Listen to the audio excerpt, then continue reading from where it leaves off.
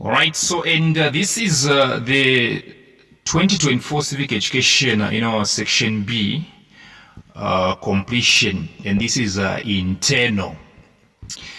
So question 4, we happen to have this table. They're saying study the following table showing the types of marriages and answer the questions that follow.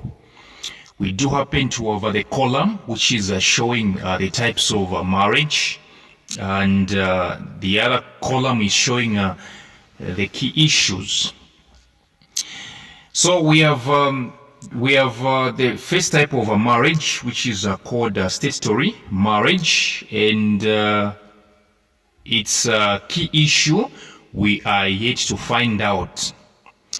We do have the type of a marriage which is only known as B, and in this one the key issue is that polygamy is allowed.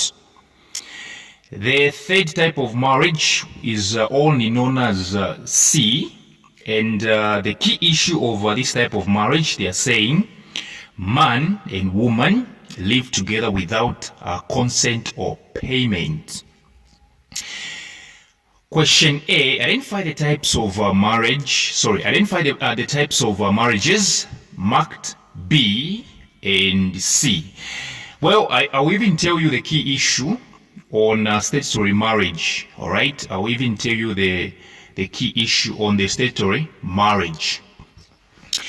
So the key issue, let's start with the key issue of the statutory marriage. The key issue is that a statutory marriage is simply a voluntary union. It's a voluntary union of one wife and one husband for life and excluding all others. It's a voluntary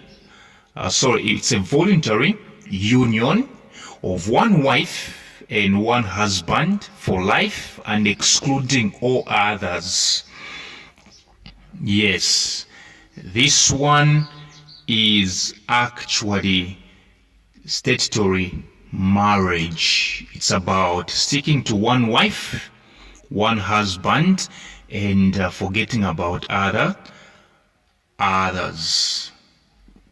Oh yes. Now let's go to the question. They're saying identify the types of marriages marked B and C. So in B, you realize that polygamy is allowed. So this one is a customary marriage. B is no other than a customary marriage. All right.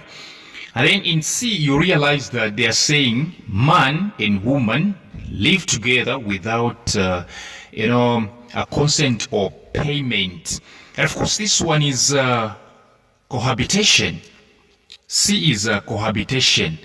Cohabitation, whereby you guys, a woman and a man, you just decide to start living together.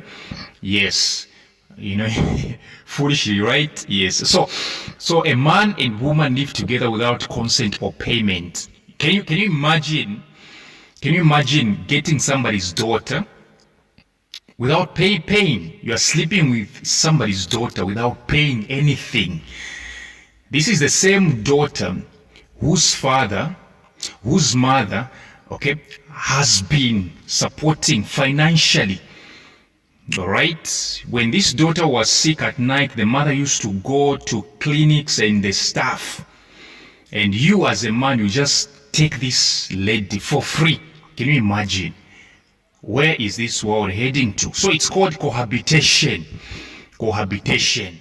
Yes, so man and woman live together without consent or payment. The parents don't know about it, and yet you are sleeping with somebody's daughter for free. That's called cohabitation. B, they're saying mention two key issues in A that one has to consider when entering into a statutory marriage. Mention two key issues in A that one has to consider when entering into a statutory marriage. What you should consider when entering into a statutory marriage, all right? Number one, you have to consider age. All right? Yes. Remember, a statutory marriage is a civil marriage. This one is a civil marriage. Yes, it has got everything to do with agreements. All right. Yes, it has got everything to do with agreement, and even the court can be involved.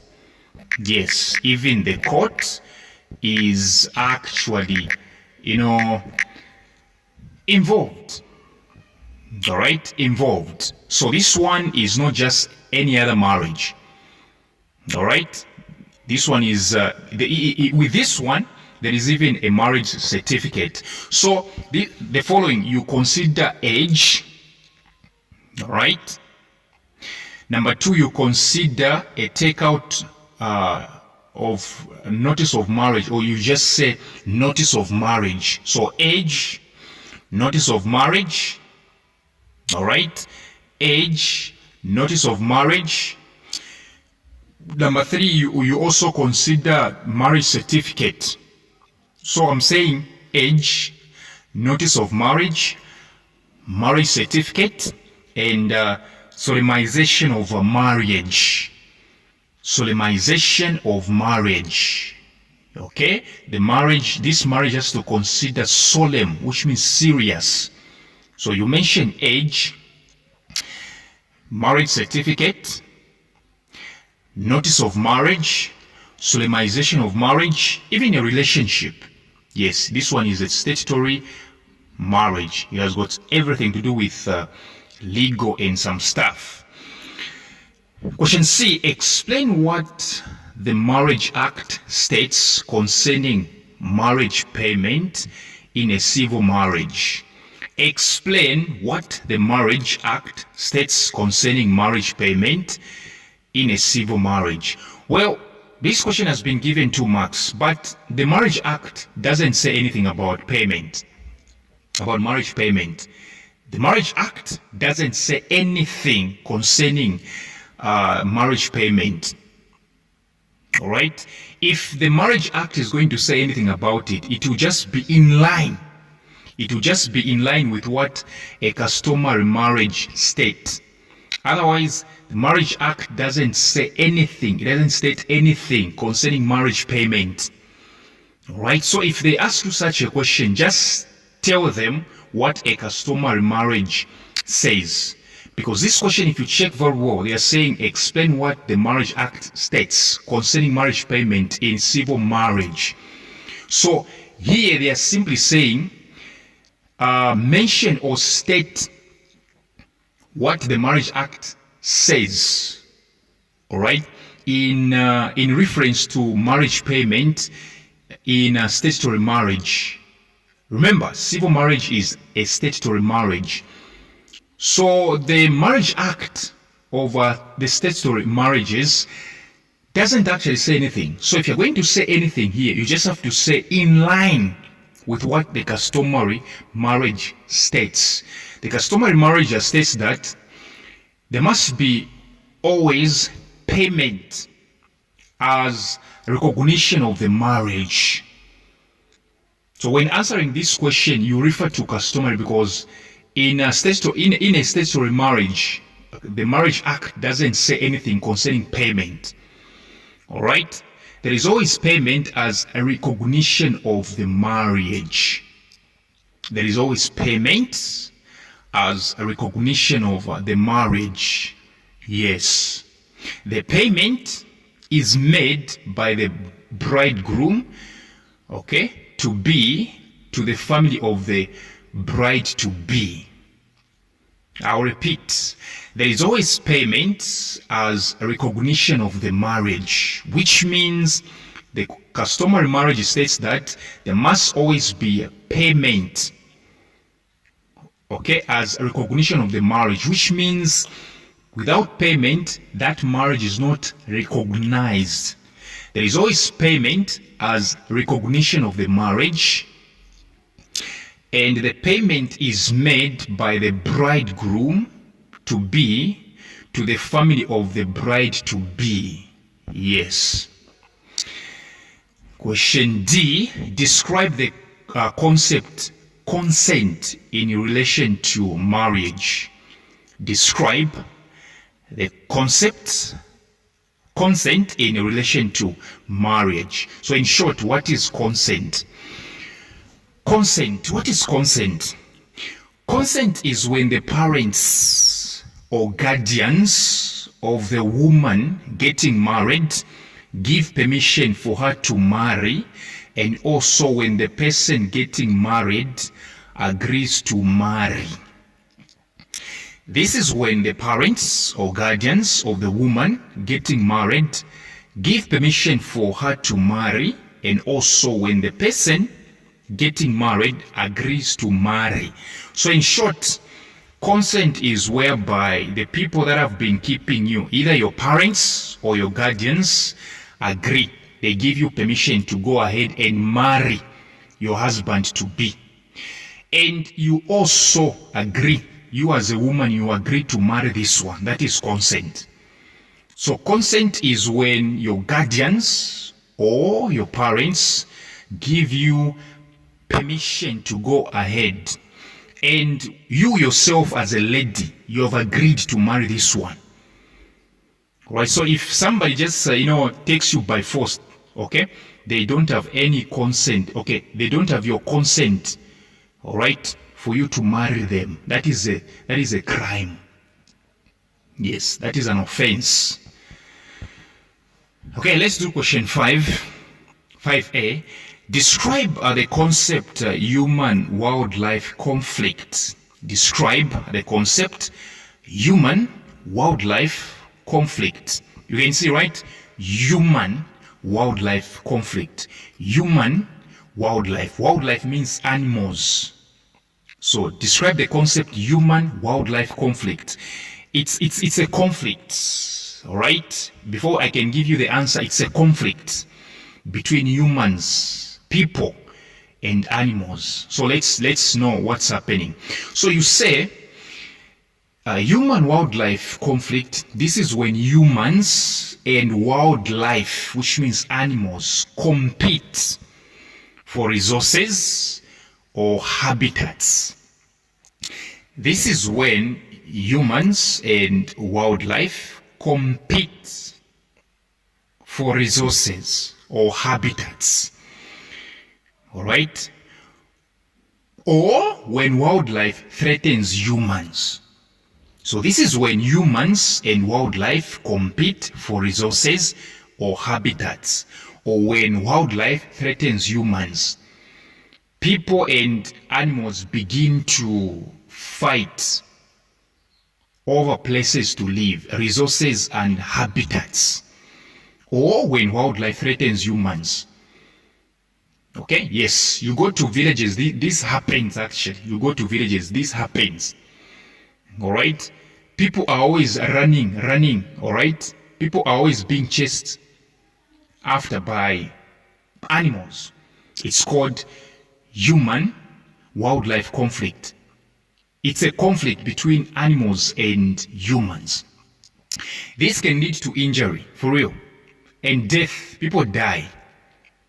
This can lead to injury, death, and economic losses for both people and animals. Yes, you don't want to get involved into a fight between animals and people. It's deadly. Usually people die, and in return they kill animals. Question 5B. Mention 2 causes of human-wildlife conflict. How does this conflict begin, or what are the causes? What exactly are the causes? Number 1, population growth. You have a lot of animals, a lot of people in one place. They will start fighting for habitats. Population growth. This seems to be a joke. This happens in villages. Number 2, climate change. So population growth causes that. Climate change also contributes. All right? And not forgetting land use changes. Land use changes. All right? Changing the way the land is being used. Changing the way in which the land is being used can also cause human-wildlife conflict. Question 5C, give two measures that can be put in place to prevent human-wildlife type of conflict. How do you resolve this? How do you prevent, not resolve, how do you prevent this one? How do you prevent this type of conflict? Number one, you have to alter the landscape. Change the landscape. That's the first thing that you should do. Alter the landscape. You come from our substitutions, all this will be explained to you.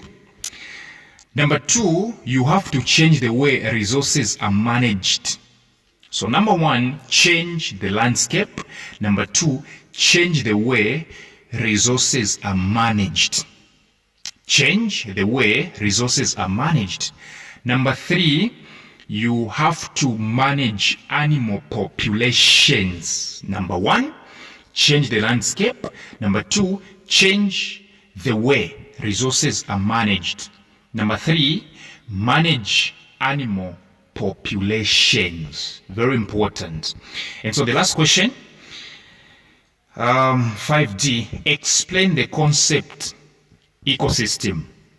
The concept ecosystem. But of course, the answer is very simple. An ecosystem is a community, all right, of living organisms, all right, which means plants, animals, and microbes in a particular area. This is a community of living organisms. These includes plants, animals, and microbes. That's it. So thank you very much for your time, and do make sure to come for my WhatsApp tuitions.